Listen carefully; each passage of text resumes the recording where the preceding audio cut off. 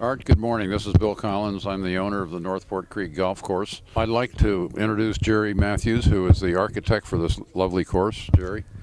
Well, it's good to be here on the opening day of yet another golf course in my long career, but probably the last. But anyway, I think this golf course project is one of the most unique I've ever done.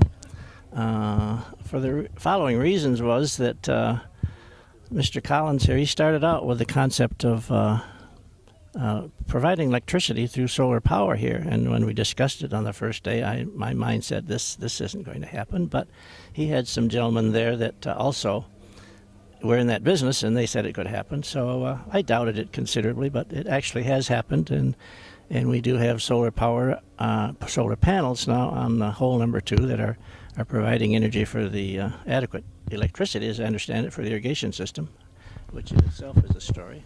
Yeah, I'd just like to add this, that we have a solar farm, as I call it, over by number 2, and that will handle 3 wells and 2 30-horsepower irrigation pumps.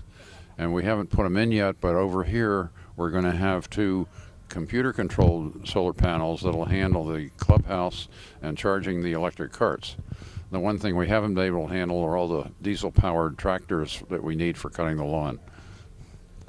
The other thing that's unique in my world about this golf course is that as golf is changing, as you know, Art, it's struggling a little bit. The economy, the country is struggling, but golf is in particular. So I've done a little something different here in the concept of design that I haven't done before. Not that it's mine originally, but I've changed this design a little bit midway through so that you could actually play 3, 6, or 9 holes here. And of course, obviously, if you play it twice, you get 18. It takes a bit of working with the management to see when those holes can be worked in. But I'm doing it because I want it to be a family golf course. I want it to not take as much time as it usually takes to play 9 holes.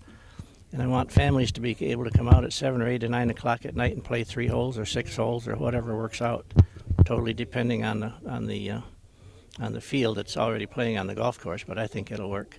The other thing, in addition to that, I've put in real junior tees on all 9 holes so that the juniors have a real golf course to play, and I think that will help in that whole program. Yeah, we're really excited about this whole setup here. I've ended up with 2 local Northport men to handle it, the superintendent of greens, Brad Krolik, and Chris McCann, who's the director of golf. He already has 150 charter members lined up, so we're very excited about this whole project. Happiness is positive cash flow, right? Absolutely. We really only have to pay for fertilizer and a couple hourly people. Well, as you know, Art, I'm always one that thinks golf should be fun. I think it should be challenging. I think it should be visually exciting. But I also think it should be fair. So we have a relatively short course here. We had 50 acres to work on, excluding the wetlands. And so I tried to get as much as I could on this site, which wasn't outstanding, but on the other hand, it was pretty good. We only did earthwork on 3 holes, and I have never got a bigger bang for my buck on the minimum amount of earthwork I've done on any golf course. But I think the main thing is that it's got some relatively straightforward holes, 1 and 2 and 6.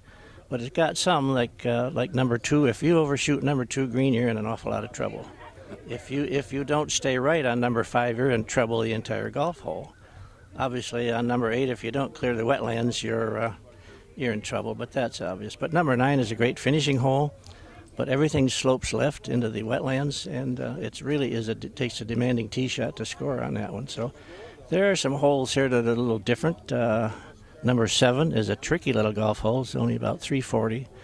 But if you don't figure it out and hit it straight and not too far, you're just not ever going to find that green. And it's challenging. I think it's fair, but it's going to take more than one time playing this golf course to figure out what you really need to be doing.